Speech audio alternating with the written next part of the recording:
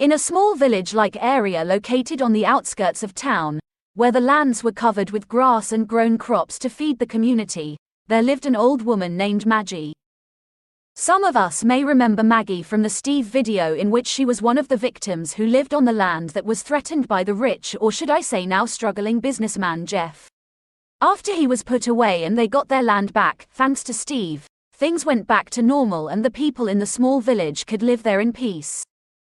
They rarely never needed stuff from the town, since they did most things themselves, like grow their own food, build their own furniture with their own chopped down wood and stuff like that, so everything was okay with them, especially Maggie, who considered herself a local old woman and did not know much about the modern world. She was also getting pretty old and vulnerable, but did not let that get to her, as she wanted to do everything herself without help from the younger and stronger people that offered it. Maggie was also a brave and fearless woman, and in this story, her strength sort of gets put to the test. It was a nice sunny and busy day for the people of the little village. The sun was shining, the birds were singing, and the people were planting and harvesting their crops. Maggie was sort of a leader, giving the people instructions on what and what not to do, and because it was a busy day for the people, the next day would be sort of a resting day. As the day was wearing out, Maggie was not sure what she was going to do the following day. It was a resting day, but she did not feel like resting, and since all the work was done, there was nothing she could think to do. In a way, you could say she was lucky, because unexpectedly, she got a call from her son John. John was a young man and the son of Maggie, who moved out of the village for work-related reasons and to fulfill his dream of becoming an entrepreneur. Maggie was very excited when she received the call. They talked for a while, and then her son John, saying that he hadn't seen her in a while, then suggested to come and visit her the next day in the village so they could spend time together. But Maggie, being the active woman she was, suggested that she comes over there to the city to visit him. John was a little skeptical when he heard this. He told her how the trip from the village to the city was quite far and she would have to move with trains and buses, which could be complicated. Also how it would be faster since he had just got a car. But Maggie insisted, telling him that there was nothing she couldn't handle and how she wouldn't mind traveling by public transportation to his place. Danny was a little skeptical but reluctantly agreed. He worried for his mother, knowing she was an old woman and this modern-day technology could be really confusing to her. But he was going to monitor. The next day, Maggie got out of bed earlier than usual. She tidied up her house and set out on her way. She felt really excited while she was leaving, and when passerbys saw her they asked where she was going, with her responding, "I'm going to visit my son." When she arrived at the bus stop, she sat there waiting for the bus to arrive, thinking of how nice it would be to see her son after a long time. And when the bus arrived, she got in and continued her journey to the city. Maggie finally arrived after over an hour bus trip the city. She was beyond happy and relieved, because she was actually a little paranoid that she might have taken the wrong bus or might drop at the wrong stop. But when she arrived, she recognized where she was at and knew she was on the right track. Maggie then went to the train stop to hop on the train, which would take her directly to her son's house. Like the bus, she waited for a while and hopped on the train when it finally arrived. In the train, Maggie got a call from her worried son asking where she was.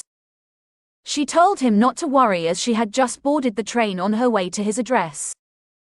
John then asked her if she had taken right train, and Maggie, who hesitated at first thinking that she was being paranoid, answered yes, that she was confident she had taken the right train. After over another hour, Maggie arrived. She was really happy and confident, having said to herself that she has proved everyone wrong. Despite the fact she was old, she could still travel around and use technology by herself. When Maggie left the tunnel, she realized she was wrong, because turns out, she had taken the wrong train. When she was buying the tickets, she accidentally bought a ticket for train 5, meanwhile she needed one for train 3. Maggie was in panic now. She could not even call John because she had forgot to charge her phone and her battery was dead. Maggie was now in panic. She decided to go around asking people where to go. But no one seemed to know the place. Maggie then continued her walk asking people around, but still no one seemed to know the places. It was getting late and Maggi herself was getting really tired. She was sure that John was pretty stressed and probably went out looking for her, and she felt sorry for him. She found a bench in the middle of a park and just sat there with a tired expression on her face, wondering if she would ever make it home. Wondering if she would ever see her son again. Suddenly, a man came up to her and asked if she needed help, saying that he had seen her roaming around the area. Maggi then told him about the situation, and the kind man named Danny decided to help her. He first asked her if she knew her son's phone number offhand so he could call him with his own phone, but she didn't. She then told him that her son's name was John and where he works, and to her surprise, Danny knew exactly who he was. You see, when John moved to the city for studies, he met Danny, who had the same courses at him.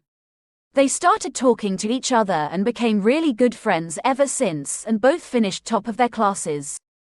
He then called John, telling him that everything was okay and that Maggi was there with him, and John, who drove back and forth to the village to look for her, arrived quickly to come see his mom. John then scolded at her, telling her that she could have gotten hurt, but at the end of the day, he was just happy to see her unharmed. Maggi then apologized, telling him that she had learned her lesson, which was it is okay to swallow your pride and accept help. We will all get old at some point and have our weakness. It is a normal stage in life, and instead of fighting it, we should just accept it and appreciate the help that is being offered around us. Thank you for watching, and please remember to like, subscribe and hit that notification bell for more videos like this.